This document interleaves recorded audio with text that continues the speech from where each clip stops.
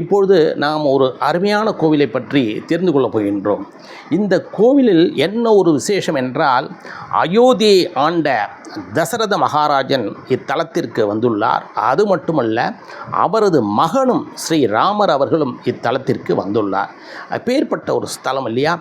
அது மட்டுமல்ல, இன்னொரு விசேஷமான செய்தி என்னவென்றால், இந்த கோவிலானது, அதாவது அயோத்தி தசரத மகாராஜா அவர்களும் அவரது மகன் ஸ்ரீராமன் அவர்களும் விஜயம் செய்த இந்த கோவில் நம் தமிழ்நாட்டிலே ராமேஸ்வரம் அருகே உள்ளது. ஆச்சரியமாக இருக்கின்றது அல்லவா?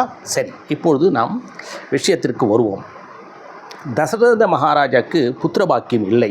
அதனால் அவர் கோவிலாக செல்கின்றார். அப்போது அவர் தமிழ்நாட்டிலே ராமேஸ்வரம் அருகிலே இருக்கும் இந்த கோவிலுக்கு வருகின்றார். இங்கே இருக்கும் மூலவர் பெயர் ஆதி ஜெகநாத பெருமாள், தாயார் பேர் கல்யாணவள்ளி. இங்கு தலவிருஷம் அரச மரம். இந்த கோவிலுக்கு விஜயம் செய்த பிறகு தசரத மகாராஜாவுக்கு ராமபிரான் பிறக்கின்றார். அதன் பிறகு காலம் கடக்கின்றது. ராமபிரான் என்ன செய்கின்றார்? கல்யாணம் எல்லாம் நடைபெறுகின்றதில்ல. அதன் பிறகு சீதாதேவியை, அவரது மனைவி சீதாதேவியை ராவணன் தூக்கி கொண்டு சென்று விடுகின்றான். ராமர் அவர்கள் அவளை தேடி அப்படியே வடநாட்டிலிருந்து தென்னாட்டுக்கு வருகின்றார். அப்பொழுது இந்த இடத்திற்கு எங்கே தசரத மகாராஜன் ஆதி ஜெகநாத பெருமாளை வேண்டினாரோ அதே இடத்திற்கு வருகின்றார். அந்த இடத்திலிருந்தான் அவருக்கு ஒரு செய்தி கிடைக்கின்றது.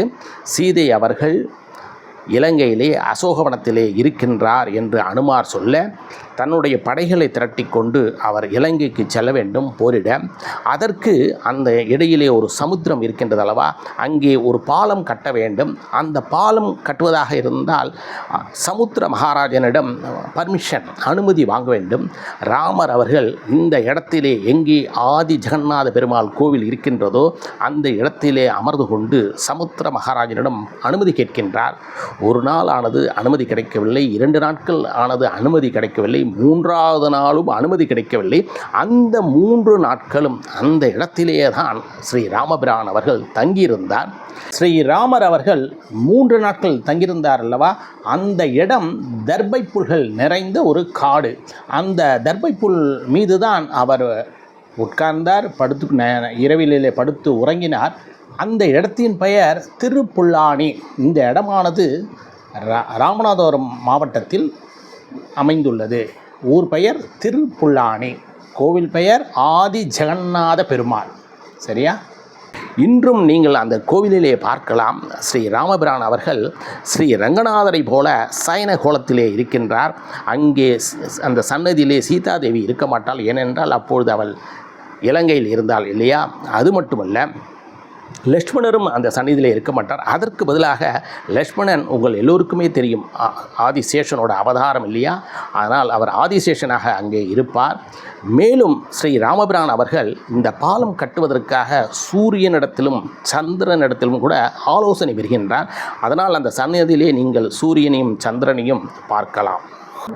இந்த ஸ்தலமானது திருமங்கை ஆழ்வாரால் பாடல் பெற்ற ஒரு ஸ்தலம். அது மட்டுமல்ல, இங்கிருந்து 4 கிலோமீட்டர் தூரத்திலே தான் சேதுக்கரை என்ற ஒரு இடம் உள்ளது. அங்கிருந்து தான் ஸ்ரீராமர் அவர்கள் தன் பாலத்தை, அதாவது சேது பாலத்தை கட்ட ஆரம்பிக்கின்றார்.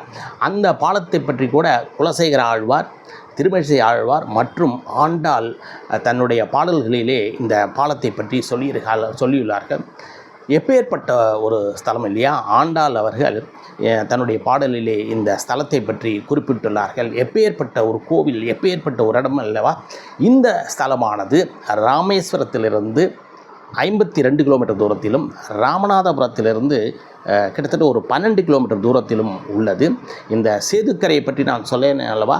அதை பற்றிய ஒரு ஷார்ட் வீடியோ கூட என்னுடைய சேனலிலே உள்ளது. நான் சேதுக்கரை பற்றி சொன்னேன் அல்லவா? அதை பற்றிய ஒரு வீடியோ கூட ஷார்ட் என்னுடைய சேனலிலே இருக்கின்றது. நீங்கள் அனைவருமே என்னுடைய சேனலை சப்ஸ்கிரைப் செய்து கொண்டு, ஃப்ரீ சேனல் தான், உள்ளே கிட்டத்தட்ட 200க்கும் மேற்பட்ட ஆன்மீக வீடியோக்கள் கோவிலை பற்றி உள்ளது. அதனை கண்டு ரசித்து உங்களுடைய ஃபீட்பேக்கை கொடுக்கும்படி நான் அன்புடன் கேட்டுக்கொள்கின்றேன். உங்களின் ஆன்மீக பயணத்தில் சித்ரா பாலசுப்ரமணியன்.